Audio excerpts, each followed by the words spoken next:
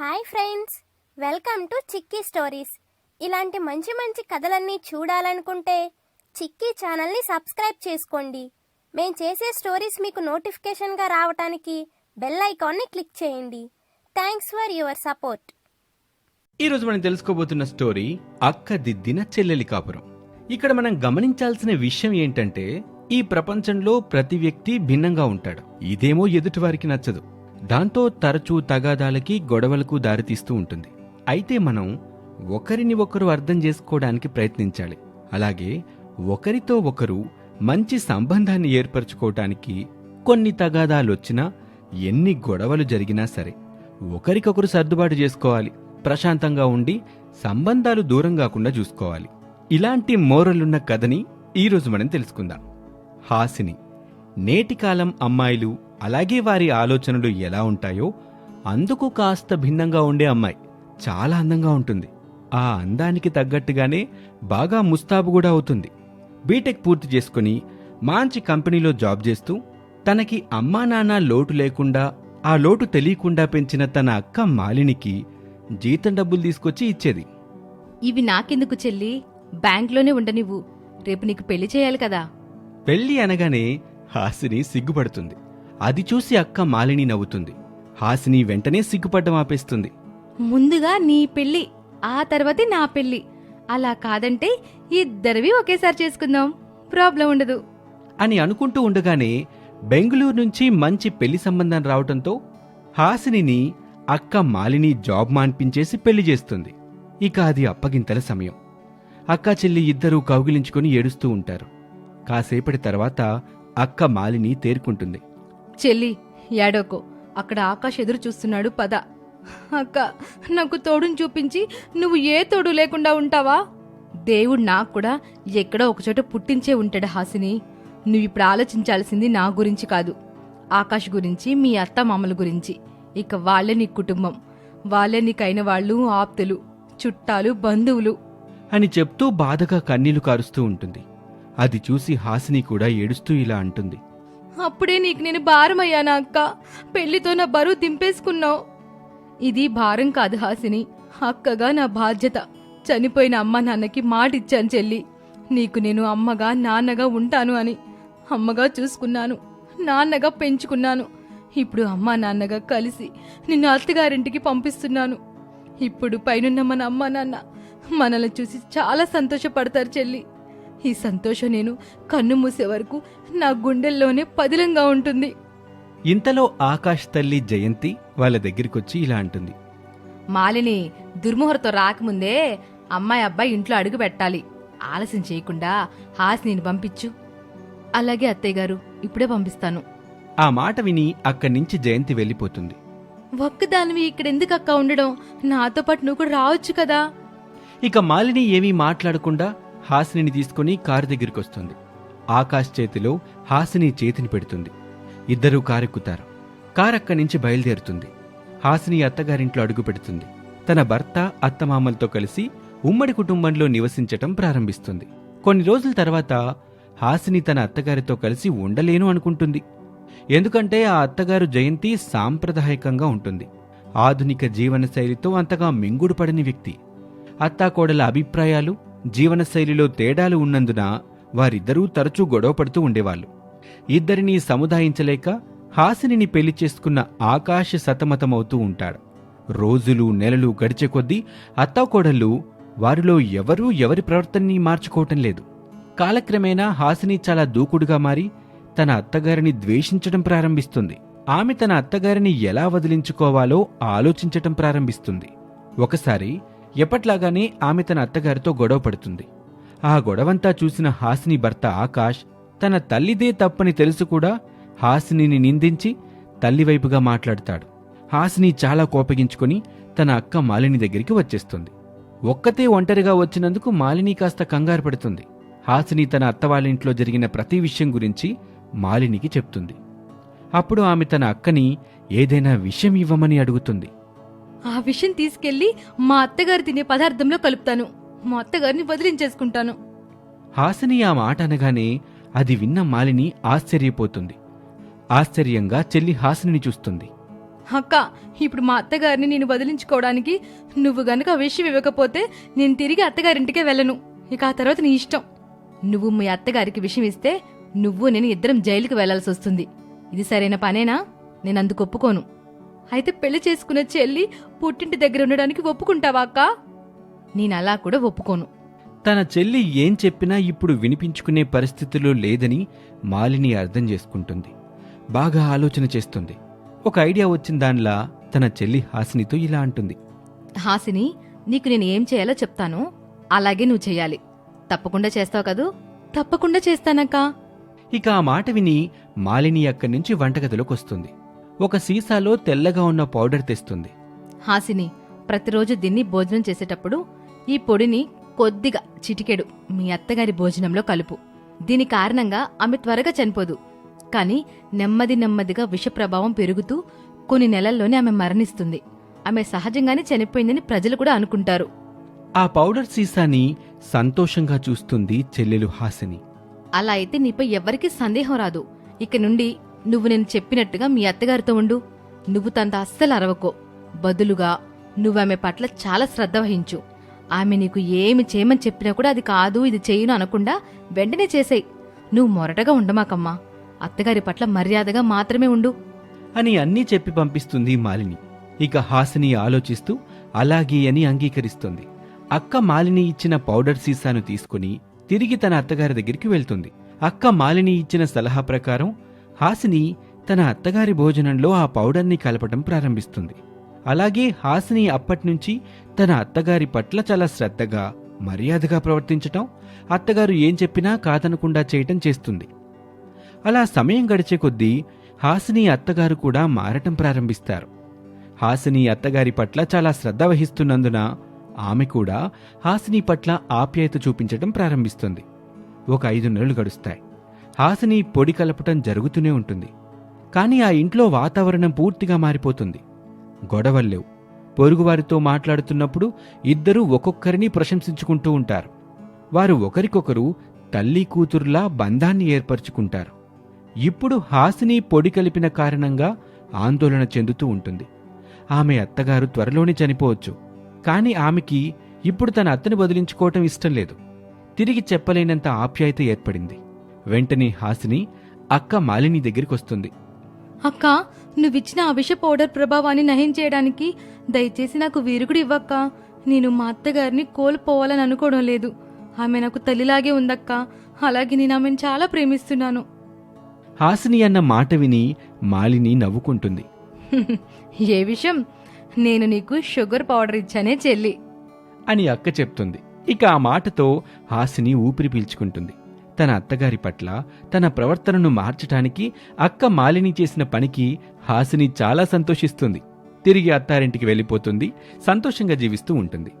ఈ స్టోరీ మీకు నచ్చితే మా ఛానల్ని వెంటనే సబ్స్క్రైబ్ చేసుకోండి. ఇలాంటి అలరించే కథలు, ఆసక్తికరమైన కథనాలు, ఆకట్టుకునే మాటలు, ఆలోచింపచేసే వ్యధలు, ఇలా అన్నింటితో ఎప్పటికప్పుడు ఆహ్లాదం పంచటానికి మీ ముందుకొచ్చేసింది మీ చిక్కీ తెలుగు స్టోరీస్ టీవీ. మీ ప్రోత్సాహం మాకు కొండంత బలం. దయచేసి సబ్స్క్రైబ్ చేసుకోండి. ఎప్పటికప్పుడు మా chikki Telugu stories TV updates కోసం బెల్ ఐకాన్ని క్లిక్ చేయండి.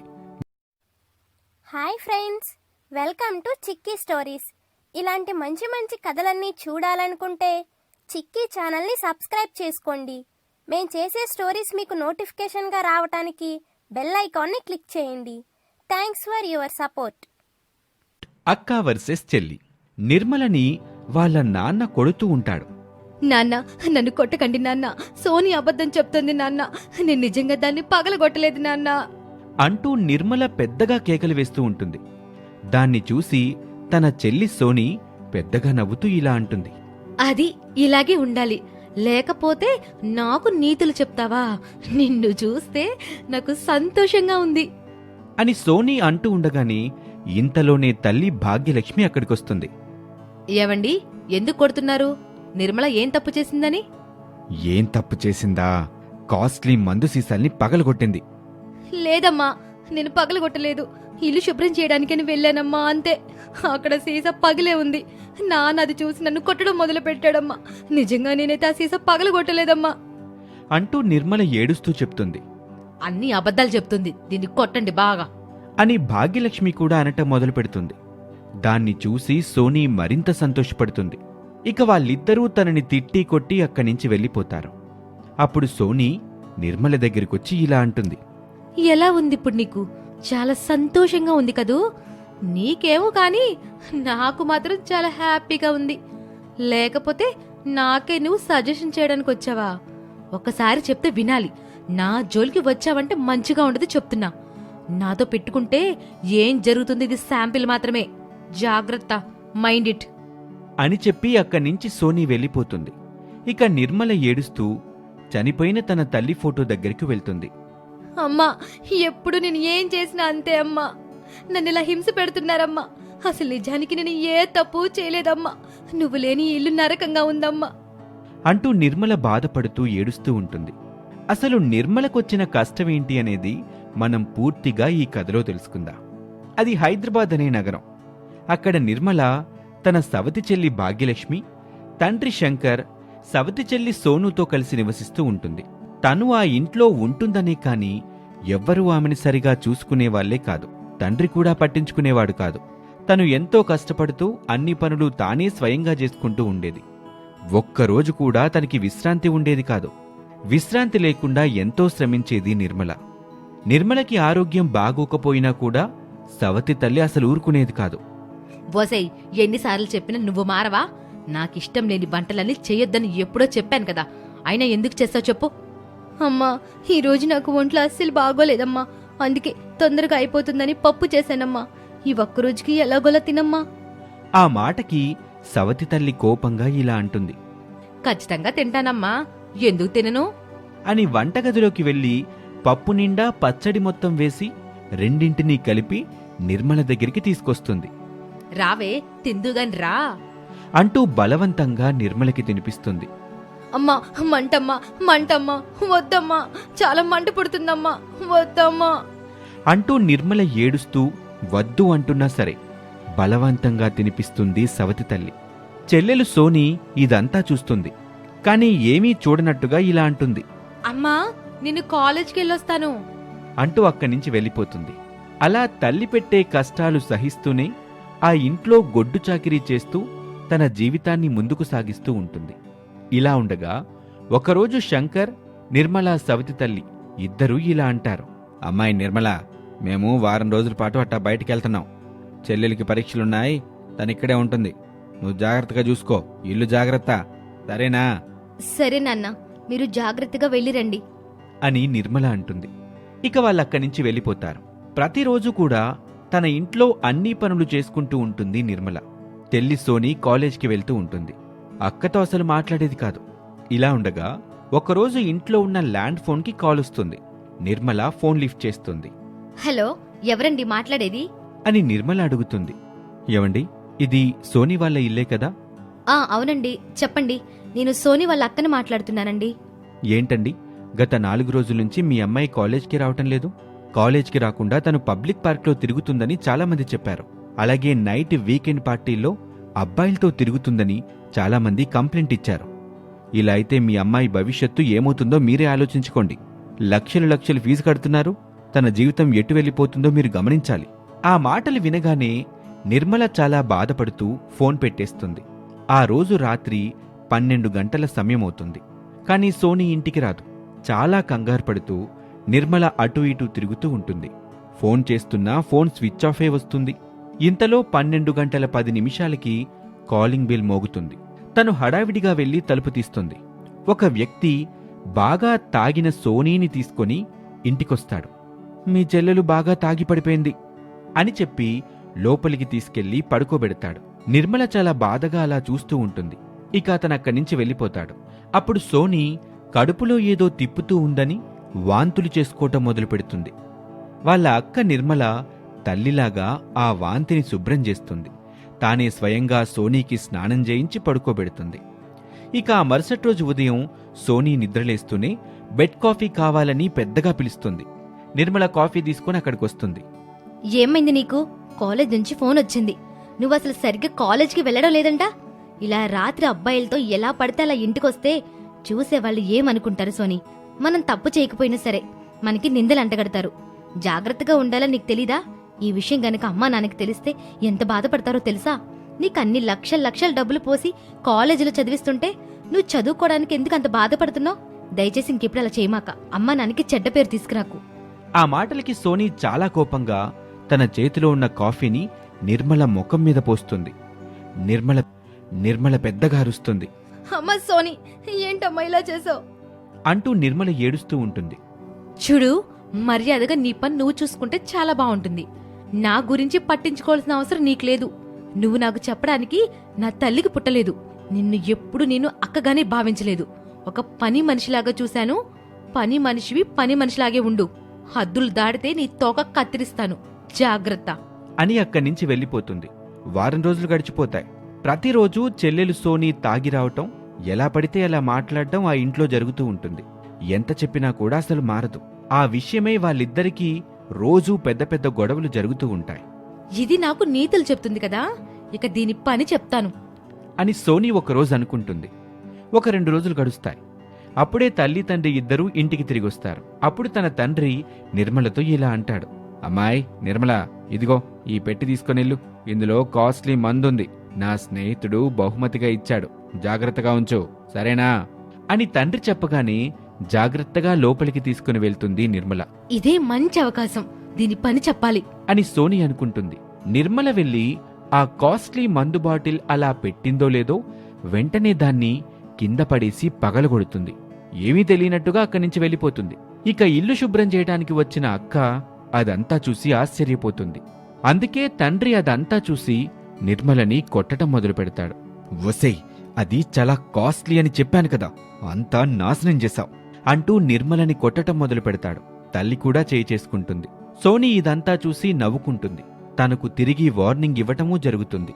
నిర్మల తన బాధని ఎవరికీ చెప్పుకోలేక చనిపోయిన తన తల్లికి ఆ బాధలన్నీ చెప్పుకుంటూ ఉంటుంది. ఇక ఆ తర్వాత ఏం జరుగుతుందో తరువాయి భాగంలో తెలుసుకుందాం.